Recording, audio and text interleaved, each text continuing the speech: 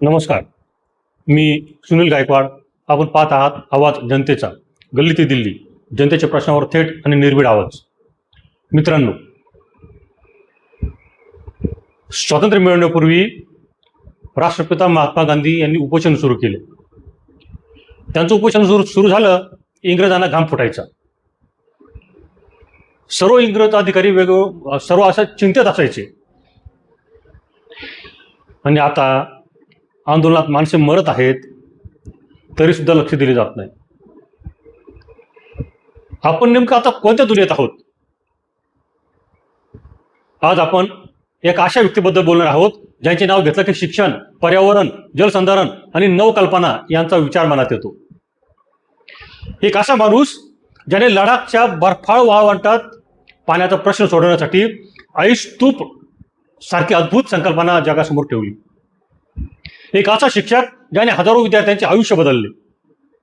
आणि एक असा संशोधक ज्याच्या कार्याची दखल जगाने घेतली. आणि आज तोच माणूस उपोषणावर बसलाय. उपोषणाचा 18वा दिवस सुरू झालाय. त्याने सुरुवातीला सांगितलं होतं मी 6 आठवडे उपोषण करील, किंवा जर त्याच्या आत मृत्यू झाला तर मृत्यूपर्यंत उपोषण करील. आणि त्यांचं उपोषण तरी का सुरू आहे? त्यांच्या मागण्याही काही अवास्तव नाहीये. मग प्रश्न असा आहे, लोकशाहीत एखादा नागरिक, तोही जागतिक कीर्तीचा रेमन मॅगसेसे पुरस्काराने सन्मानित संशोधक, इतका टोकाची भूमिका का घेतो? आणि त्याहून महत्वाचा प्रश्न, सरकारने अशा आंदोलनाकडे पाहण्याची भूमिका काय असावी? आजचा हा व्हिडिओ केवळ सोनम वांगचुक यांच्या उपोषणाबद्दल नाही, तर तो लोकशाही, आंदोलन, संवाद आणि सत्तेच्या संवेदनशीलतेबद्दल आहे. कोण आहेत सोनम वांगचुक? सोनम वांगचुक यांचा जन्म लडाखमध्ये झालाय. त्यांनी अभियांत्रिकीचे शिक्षण घेतले, पण त्यानंतर त्यांनी मोठ्या शहरात करिअर करण्याचा मार्ग निवडला नाही. तर त्यांनी आपल्या मातृभूमीकडे म्हणजे लडाखमध्ये परत जाण्याचा निर्णय घेतला.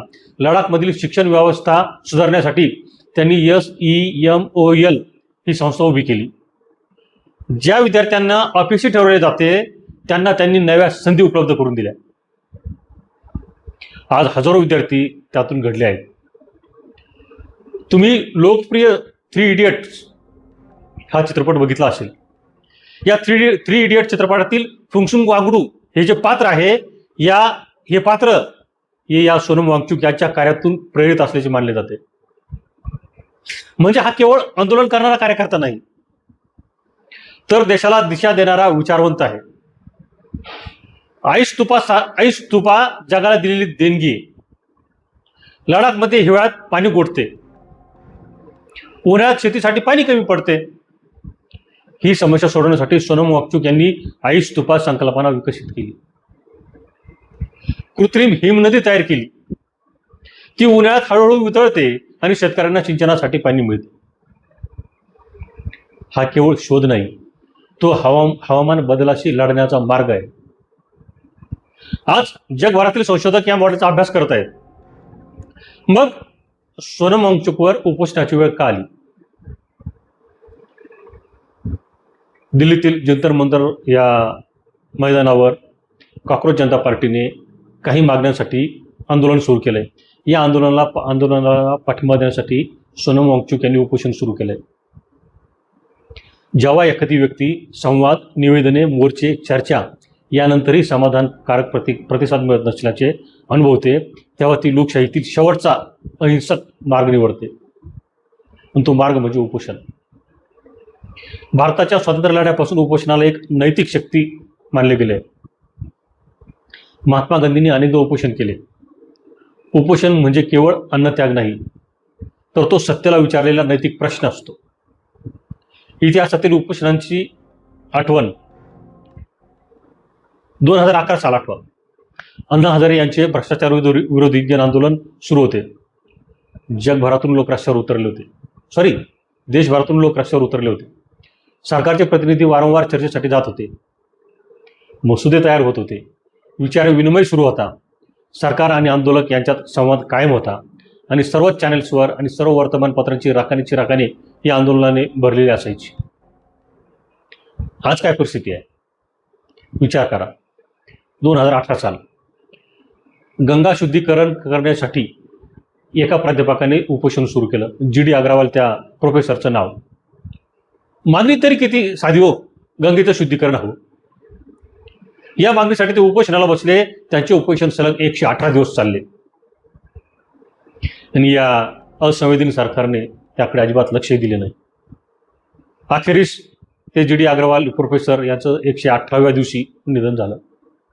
पण सरकारने तेही आंदोलन मनावर घेतलं नाही. आजही अनेक जण प्रश्न विचारतात, संवाद अधिक प्रभावीपणे झाला असता तर वेगळे चित्र दिसले नसते का? आजचा प्रश्न, आज सोनम वांगचुक यांच्या उपोषणाचा 18वा दिवस आहे, मग देशात चर्चा कमी का दिसते?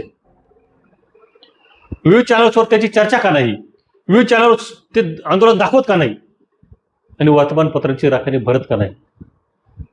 राजकीय पक्ष शांत का आहेत? माध्यमांचे लक्ष पुरेसे का नाही? सरकारने प्रतिनिधी पाठवला आहे का? आणि सरकार दखल का घेत नाही? चर्चेची प्रक्रिया सुरू आहे की अजून चर्चेची प्रक्रिया सुरू केलेलीच नाही, की अजूनही संवादाची गरज आहे? हे प्रश्न विचारले जात आहेत. लोकशाहीची खरी ताकद काय? लोकशाहीची ताकद निवडणुका जिंकण्यात नसते, ती संवाद साधण्यात असते, विरोधी मत ऐकण्यात असते, लोकांच्या प्रश्नांना उत्तर देण्यात असते. एखादे आंदोलन अयोग्य की अयोग्य यावर मतभेद असू शकतात, पण आंदोलन करणाऱ्या व्यक्तीशी संवाद व्हावा याबद्दल मतभेद नसावेत. शेतकरी आंदोलनाची आठवण काढा. कसं होतं ते शेतकरी आंदोलन? या देशाने शेतकऱ्याचं सर्वात मोठं आंदोलन पाहिलंय.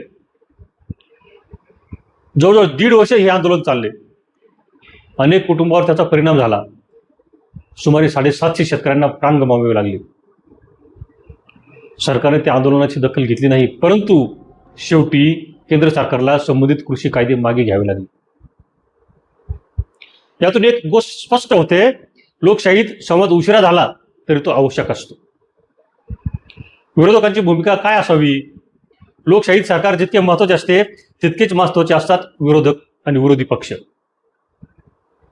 जर एखादा नागरिक उपोषणावर असेल तर विरोधी पक्षांनी त्याची भेट घ्यावी, त्याच्या मागण्या ऐकाव्यात, सरकारशी संवाद साधावा आणि उपोषणाचा शेवट संवादातून व्हावा यासाठी प्रयत्न करावे. आता विरोधी पक्षामध्ये येतात राहुलजी गांधी. ते लोकसभेतील विरोधी पक्षनेते आहेत. माझं तर मत असं आहे, तर राहुल गांधींनी सरकारने जर दखल घेत नसेल सरकार, तर राहुल गांधींनी त्या उपोषणस्थळी गेलं पाहिजे. सोनम वांगचुक यांची भेट घेतली पाहिजे, त्यांची चर्चा केली पाहिजे. सरकार ऐकत नसेल तर तुम्ही त्यांचं म्हणणं ऐका आणि जोपर्यंत त्यांचं उपोषण चालू आहे तोपर्यंत तुम्ही त्यांच्याशी चर्चा ठेवा. त्यांना उपोषण मागे घेण्याची विनंती करा. ते जर उपोषण मागे घेत नसेल तर तुम्ही उपोषण सुरू करा आणि त्यांना सांगा, तुम्ही जोपर्यंत उपोषण मागे घेत नाही तोपर्यंत मी सुद्धा उपोषण करणार. तेव्हा सोनम वांगचुक यांनाही थोडंसं गांभीर्य पटेल आणि ते उपोषण सोडतील, कारण त्यांचा जीव फार महत्वाचा आहे, तुमच्या आमच्यासाठी महत्वाचा आहे. शेवटी हा विषय केवळ सोनम वांगचुक यांचा नाही, हा विषय आहे लोकशाहीतील संवादाचा, हा विषय आहे आंदोलनाच्या नैतिक शक्तीचा आणि हा विषय आहे संवेदनशील शासन व्यवस्थेचा. सत्यात कोण आहे आणि विरोधात कोण आहे यापेक्षा महत्वाचे आहे एक नागरिक आपला आवाज पोहोचवण्यासाठी किती टोकाला जातो आहे आणि त्याचा आवाज ऐकला जातो आहे का. सोनम वांगचुक यांच्या मागण्या योग्य आहेत की अयोग्य आहेत यावर मतभेद असू शकतात, पण संवाद हवा, चर्चा हवी आणि लोकशाहीतील प्रत्येक आवाजाला ऐकले गेले पाहिजे, यावर मतभेद नसावेत. आपल्याला काय वाटते? सोनम वांगचुक यांच्या आंदोलनाकडे सरकारने अधिक सक्रियपणे लक्ष द्यावे का? आपले मत कमेंटमध्ये नक्की लिहा. व्हिडिओ आवडला असेल तर लाईक करा, शेअर करा आणि आवाज जनतेचा या चॅनलला सबस्क्राईब करायला विसरू नका. मी सुनील गायकवाड आणि आपण पाहत होतात आवाज जनतेचा. पुन्हा भेटूया नव्या विषयासह. तोपर्यंत धन्यवाद. जय हिंद, जय महाराष्ट्र.